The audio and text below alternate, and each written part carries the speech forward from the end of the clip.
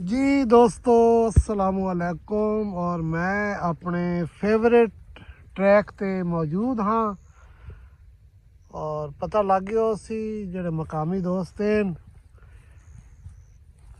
मैं आ रहा हाँ पठानकोट दिनार ते मैं पहुँच गया मौजा जल्ला बाला उतला जल्ला बलोचा दा। हाँ कितने बारी मैं ये वजाहत कर चुके हैं।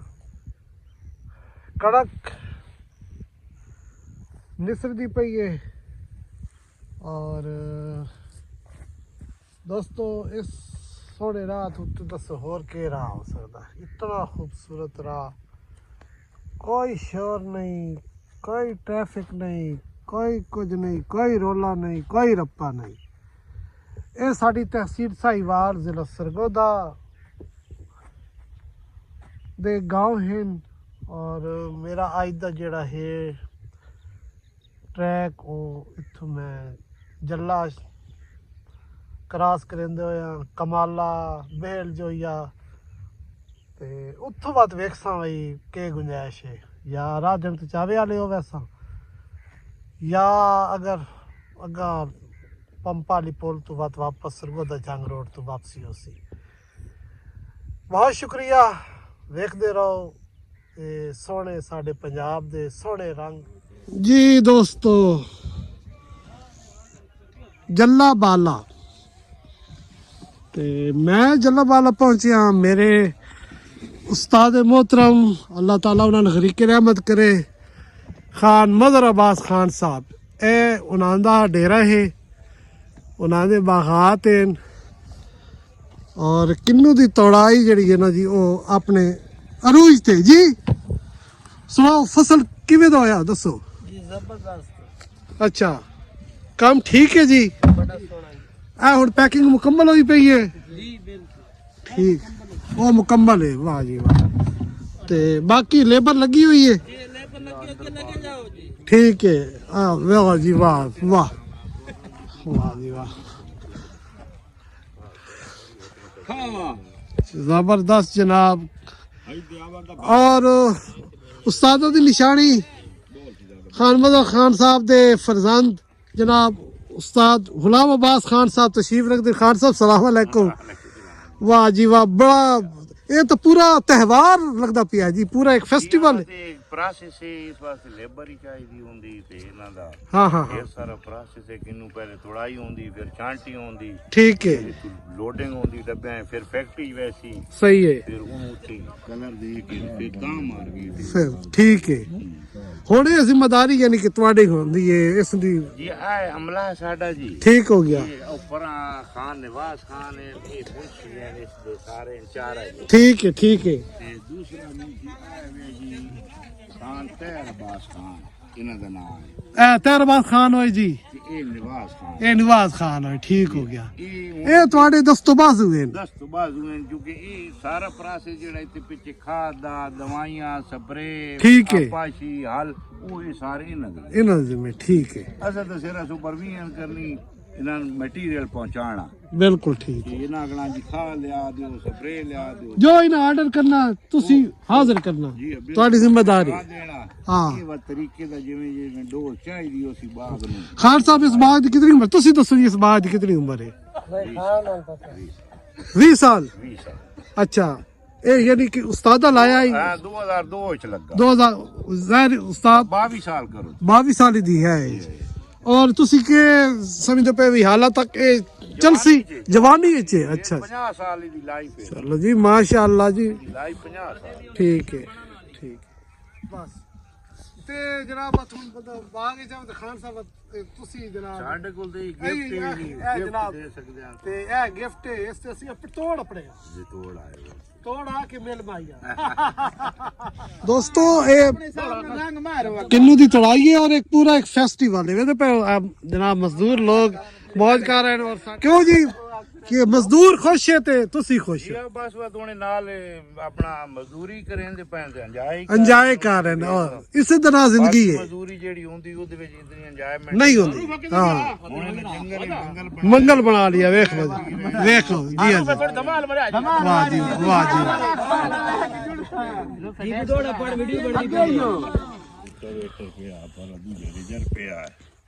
ਬੰਦੇ ਦੇਣ ਵਾਲਾ ਖਾਨ ਸਾਹਿਬ ਇਸ ਕਿੱਕਰ ਦੀ ਉਮਰ ਕਿਤਨੀ ਹੋ ਸੀ?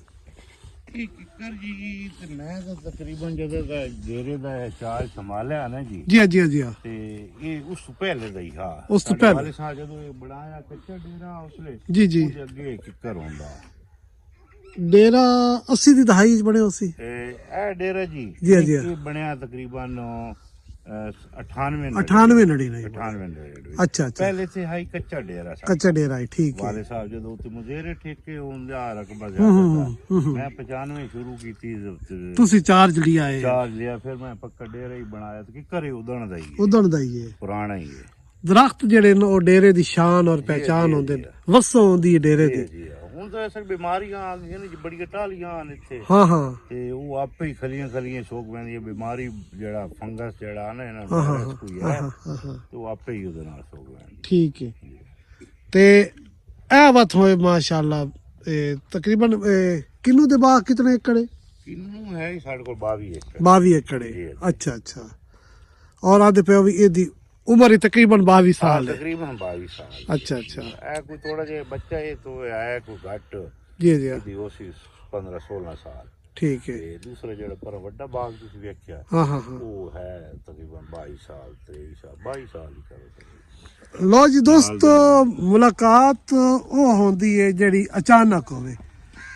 ਕਿਉਂ ਖਾਨ ਸਾਹਿਬ ਹੁਣ ਜੀ ਮੈਂ ਤੁਹਾਡੇ ਨਾਲ ਹੁਣ ਟਾਈਮ ਬਣਾਵਾਂ ਮੂੰ ਰਾਬਤਾ ਰੱਖਾਂ ਮੂੰ ਕਦਰ ਖਾਨ ਸਾਹਿਬ ਆ ਰਹੇ ਹੋ ਕਿਸ ਲਈ ਕਿੱਥੇ ਆਪਣੇ ਹੋ ਬਾਈ ਚਾਂਸ ਜਿਹੜਾ ਨਾ ਖਾਨ ਸਾਹਿਬ ਨਾਲ ਮਾਸ਼ਾਅੱਲਾ ਮੁਲਾਕਾਤ ਹੋ गई और बहुत मैंने याद ताज़ा हो गई अपने उस्ताद मोहतरम मज़हर हुसैन खान साहब उन्हों की याद ताज़ा हो गई।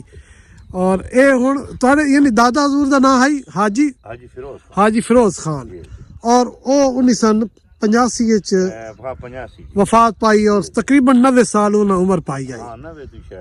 90 तो उत्ते हो यानी कि वो जिसले नहर निकलियां 1910 उन्हां सालें दी उन्हां दी पैदाइश है। ਤੇ ਇਹ ਜਨਾਬ ਇਹ ਜਿਤਨੀ ਹੁਣ ਬਾਗੋ ਬਹਾਰ ਤੁਸੀਂ ਵੇਖ ਰਹੇ ਹੋ ਜ਼ਾਹਿਰ ਉਸਤਾਦ मोहतरम 2018 ਚ ਵਫਾਤ ਪਾਈ ਉਸਤਾਦਾ ਤੇ ਉਸ ਤੋਂ ਬਾਅਦ ਚਾਰਜ ਤਾਂ ਤੁਸੀਂ 95 ਚ ਤੁਸੀਂ ਕਦੋਂ ਮੈਂ 95 96 ਜੀ ਇਹ ਚਾਰਜ ਲੈ ਲਿਆ ਤੇ ਇਹ ਜ਼ਾਹਿਰ ਆ ਸਾਰੀ ਆ ਜਿਹੜੀ ਇਹ ਰੌਣਕ ਹੈ ਇਹ ਤੁਹਾਡੀ ਮਿਹਨਤ ਔਰ ਤੁਹਾਡੀ ਦਿਲਚਸਪੀ ਹੈ। बड़ी बात है जी बड़ी बात है। ते मुजम्मिल भाई मुजम्मिल अब्बास खान जो तो बाहर हो पर कनेडा हैं पिछले तकरीबन 20-25 साल तो हां ओ बड़े ज़हीन स्टूडेंट हैं अपने स्कूल दे माशाअल्लाह ये टॉपर है टॉपर हां दोस्तों खान गुलाम अब्बास खान साहब मौजा जल्ला बाला आज साइकिल गर्दी के दौरान अचानक ही ये मुलाकात हो गई इन्हां दे नाल और बड़ा जनाब इन्हां दा डेरा वेख के और इन्हां दी मेहनत और शौक वेख के बड़ी खुशी हुई और मौला भाई तन पाक आबाद रखे सलामत रहो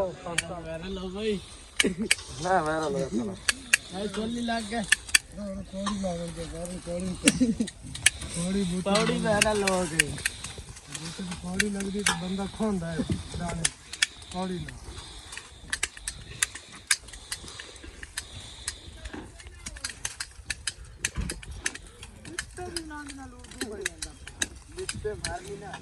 जल्ला बाला ही चुला के बरास्ता कमाला बहल जोइया पढ़िया ते उत्थे रिटायर्ड प्रोफैसर मलक अब्दुस्तार जोइया साहब नाल मुलाकात की। दोस्तों इस जानवादिन तिरहड्डा राधेन कुदलथी ते बहल जोइया दा संगम बंदा सचेंदा कुछ देर ते अगे